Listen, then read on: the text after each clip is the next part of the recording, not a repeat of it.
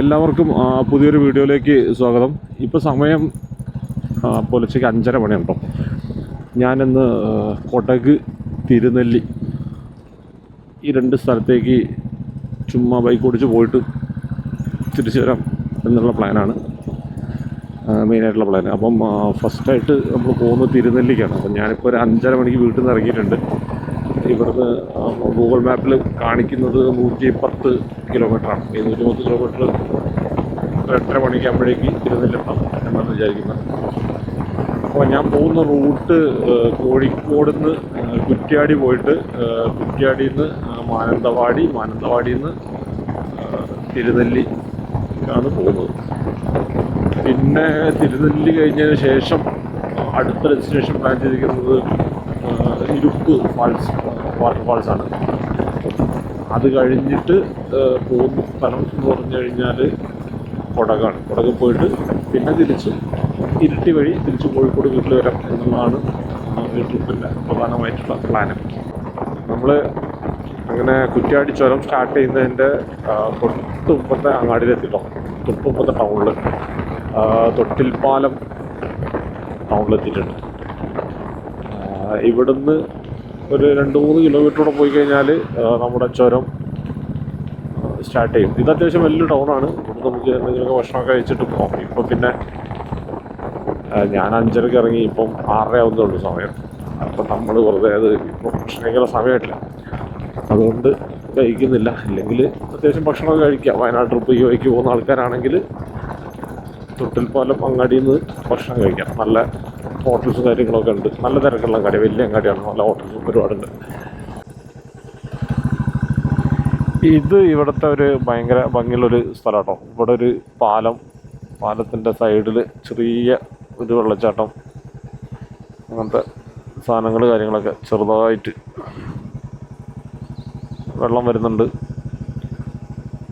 മഴക്കാലമൊക്കെ നല്ല ഫുള്ള് വെള്ളം കുത്തിയൊലിച്ച് വരും. ഇപ്പോൾ അതായതുകൊണ്ട് ചെറിയൊരു അരുവി മാത്രമേ ഉള്ളൂ. ഇവിടുത്തെ ഈ വഴി പോകണമെങ്കിൽ, മഴക്കാലത്തൊക്കെ പോകണമെങ്കിൽ ഇത് നല്ലൊരു അടിപൊളി സ്ഥലമാണ്.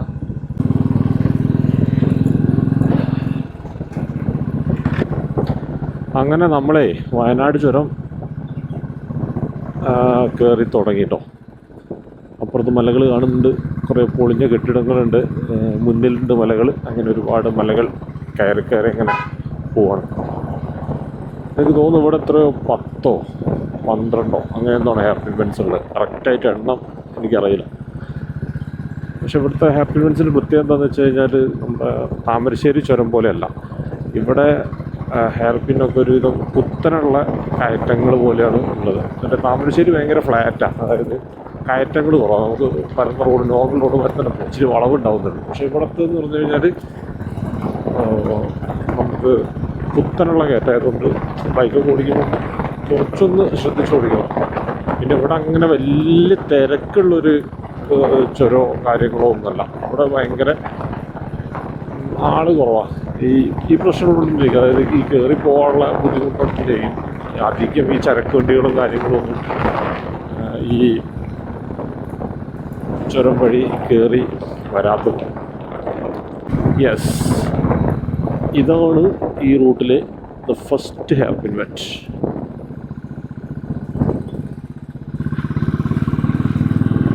കണ്ടോ, വീഡിയോയിൽ ക്ലിയറായിട്ട് കാണുന്നുണ്ടോ എന്ന് എനിക്കറിയില്ല. ഇവിടെ അതായത് കുത്തനെയാണ് കയറ്റങ്ങൾ.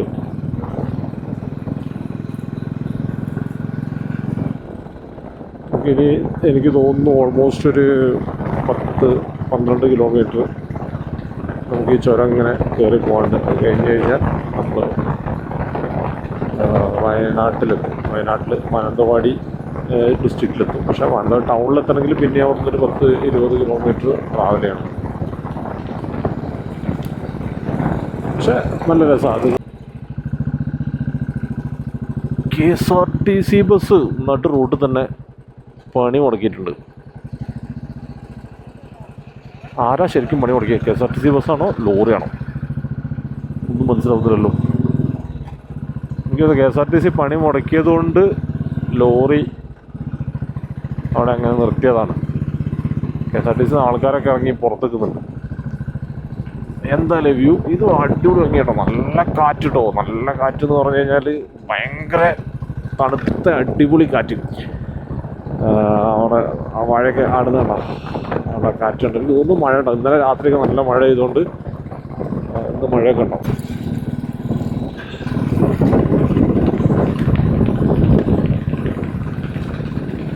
നമ്മളെ ഇപ്പം പോയോണ്ടിരിക്കുന്നത് മലയോര ഹൈവേ കൂടിയാണ്. അതായത് മാനന്തവാടി കുറ്റ്യാടി മലയോര ഹൈവേ. ഈ മലയോര ഹൈവേ രണ്ട് സൈഡിലും അത്യാവശ്യം തേയിലത്തോട്ടങ്ങളും കാര്യങ്ങളൊക്കെ. നമ്മൾ തേറ്റമല എന്ന് പറഞ്ഞ സ്ഥലത്തെത്തി. ചെറിയൊരു ടൗണാണ്. രാവിലെ 7 മണി. നല്ല തണുപ്പാണ്. നല്ല തണുപ്പ് എന്ന് പറഞ്ഞാൽ കൊട്ടൂരം തണുപ്പ്. ഞാനാണെങ്കിൽ ജാക്കറ്റും കാര്യങ്ങളും ഒന്നും എടുത്തില്ല, ചെറിയ ട്രിപ്പാണെന്ന് പറഞ്ഞിട്ട്. പക്ഷേ ഭയങ്കര തണുപ്പ് എന്ന് പറഞ്ഞാൽ ഞാൻ വിചാരിച്ചില്ലേ വേനൽക്കാലത്ത് ഇങ്ങനെ തണുപ്പുണ്ടാവുന്നുള്ളൂ. ബട്ട് നല്ല ഇതാക്കിയിട്ടുണ്ട്.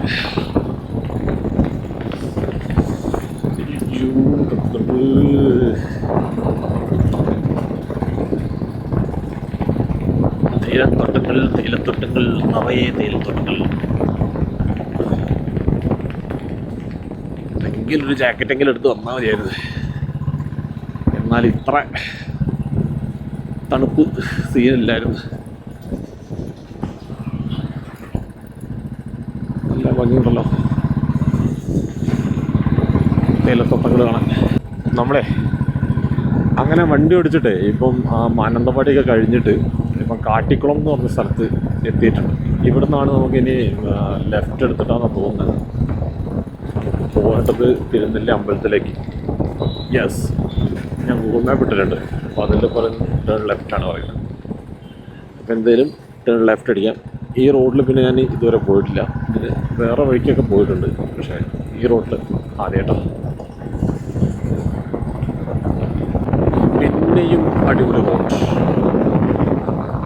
നല്ല മല മുന്നിൽ തന്നെ, മലയുടെ മുകളിൽ കൊണ്ട. നല്ല തണുപ്പാട്ടോ. ഇപ്പോഴാ തണുപ്പ് പോയിട്ടില്ല.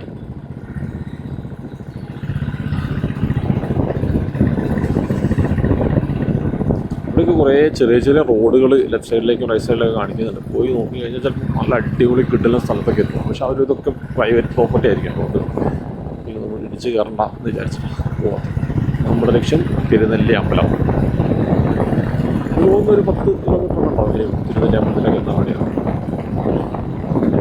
പക്ഷെ എന്നോട് ആരൊക്കെ പറഞ്ഞിട്ടായിരുന്നു കാട്ടുകൂടിയ യാത്ര എന്നൊക്കെ. ഞാൻ വിചാരിച്ചു കാണാനൊക്കെ അത്ര വലിയ കാടും തിരക്കും ഒന്നും ഇല്ല. കുറേ വീടുകളുണ്ട്, ആൾക്കാരും പ്രശ്നം പോലെ ഉണ്ട്.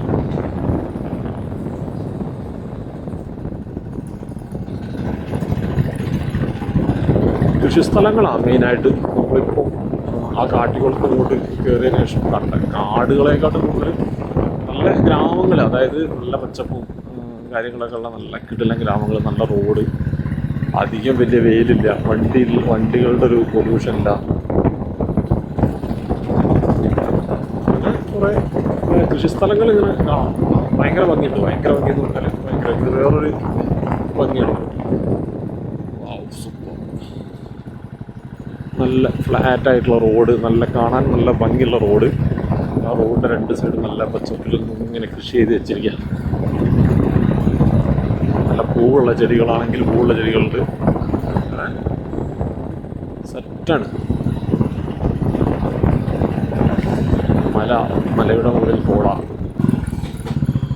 അങ്ങനെ ചെറിയൊരു കാടും ഒരുപാട് പച്ചപ്പുള്ള വയലുകളും കാര്യങ്ങളൊക്കെ കണ്ടിട്ട് നമ്മൾ തിരുനെല്ലി ശ്രീ മഹാവിഷ്ണു ക്ഷേത്രത്തിലെത്തി.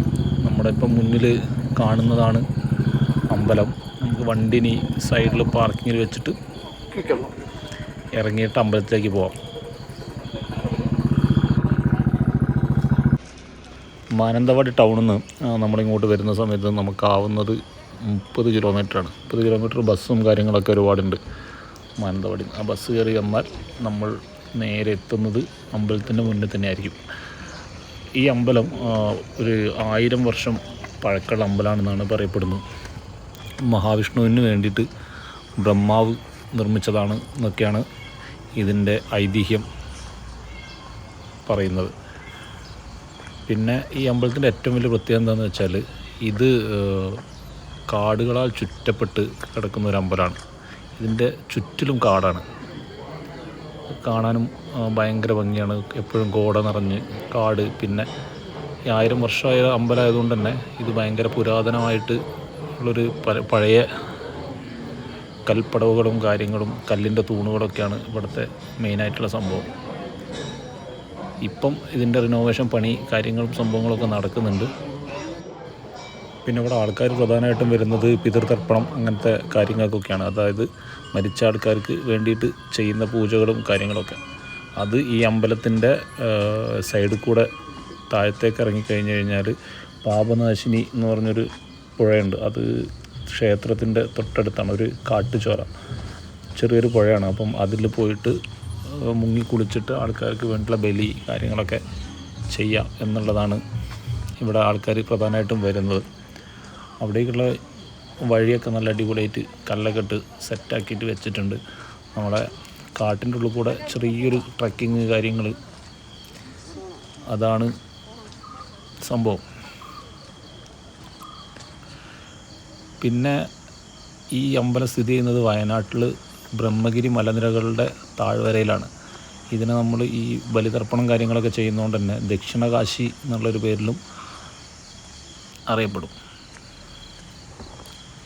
പിന്നെ പാപനാശിനി എന്ന് പറഞ്ഞു കഴിഞ്ഞാൽ ഇവിടെ ഈ സൈഡിൽ കൂടെ ഒഴുകുന്നൊരു പുഴ ഉണ്ടല്ലോ, ആ പുഴയല്ല, ചെറിയൊരു കാട്ടരുവി അത്രയേ ഉള്ളൂ. അപ്പം അതിൻ്റെ പേരാണ് പാപനാശിനി. അതിൽ മുങ്ങി കുളിച്ചിട്ടാണ് ഇവിടെ ആൾക്കാർ ബലിതർപ്പണം കാര്യങ്ങൾ സംഭവങ്ങളൊക്കെ ചെയ്യുന്നത്. അതിൻ്റെ ഒഴുകി വരുന്ന വെള്ളമാണ് നമ്മളിപ്പം ഈ സൈഡിൽ കൂടെ അങ്ങനെ നോക്കിയിട്ട് കാണുന്നത്. അപ്പം അവിടെ കുറേ മുന്നോട്ട് പോയി കഴിഞ്ഞ് കഴിഞ്ഞാൽ നമ്മുടെ മുന്നിൽ ആ ചേച്ചി അത് നടന്നു പോകുന്ന അവിടെയാണ് ഇതിൻ്റെ ബലിതർപ്പണം കാര്യങ്ങളൊക്കെ നടക്കുന്നത്. നമുക്ക് അവിടേക്ക് ക്യാമറ കൊണ്ടുപോകാൻ കഴിയാത്തതുകൊണ്ട് നമ്മൾ അവിടേക്ക് പോകാതെ തിരിച്ച് വീണ്ടും അമ്പലത്തിൻ്റെ സൈഡിലേക്ക് തന്നെ വന്നു.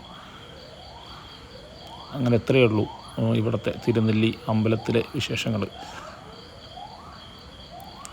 വളരെ അടിപൊളി അമ്പലമാണ്. കാട്ടിൻ്റെ ഉള്ളിലാണ്. നമുക്കെപ്പോഴും വന്ന് വളരെ പീസ്ഫുൾ മൈൻഡിൽ കുറച്ച് സമയം സ്പെൻഡ് ചെയ്യാൻ പറ്റിയ നല്ല സൂപ്പർ അമ്പലം. അങ്ങനെ തിരുനെല്ലി അമ്പലം കണ്ടു കഴിഞ്ഞിട്ട് നമ്മളടുത്ത ഡെസ്റ്റിനേഷനിലേക്ക് പോവാണ്. അപ്പോൾ എല്ലാവർക്കും ബൈ.